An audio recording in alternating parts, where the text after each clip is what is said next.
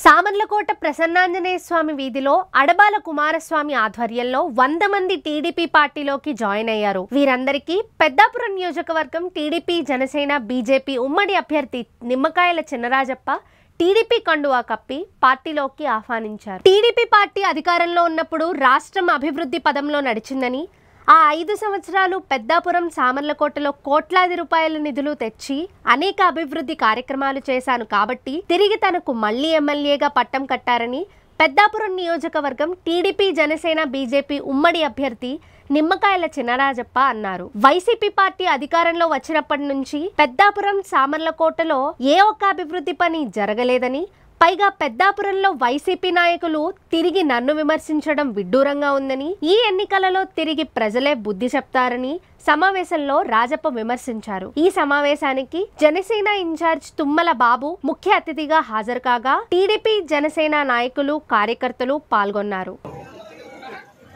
మరి నేను తెలుగుదేశం పార్టీలో భాగస్వామి అవుతారని ముందుకు వచ్చినటువంటి కోటిపల్లి శ్రీను గారికి కూడా ఈ సందర్భంగా శుభాభినందనలు శుభాకాంక్షలు తెలియజేస్తా ఉన్నాను.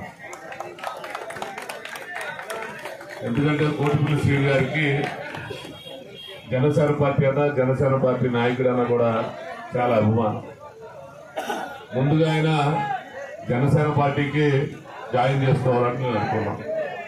కాకపోతే మరి ఈరోజు పెద్దల గౌరవనీయులు రాజప్ప గారికి తెలుగుదేశం అభ్యర్థిగా పోటీ చేసిన సందర్భంలో రేపు పట్టణంలో కానీ నియోజకవర్గంలో ఏ పని ఉన్నా ఎమ్మెల్యేగా ఆయనే ఇక్కడ పనిచేసేటువంటి పరిస్థితులు ఉంటాయి కాబట్టి ఖచ్చితంగా రాజకీయంగా ముందుకు రావాలనేటువంటి తపనతో ఉన్నటువంటి కోటిపల్లి శ్రీను గారు తెలుగుదేశం పార్టీలో జాయిన్ అవటమే సముచితం అని నేను కూడా సూచించడం జరిగింది.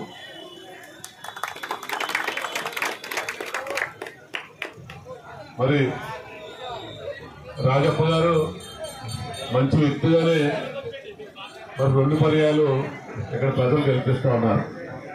ఇంకొకసారి రాజప్ప గారు నిజాయితీని కానీ ఆయన యొక్క స్థానికతను కానీ ఆయన నిరూపించుకోవాల్సినటువంటి అవసరం లేదని ఈ సందర్భంగా ఇక్కడ పెద్దాపురం తెలియజేస్తా ఉన్నారు.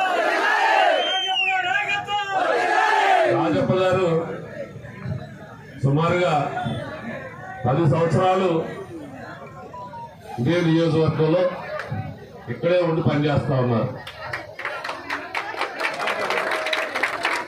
చాలా మంది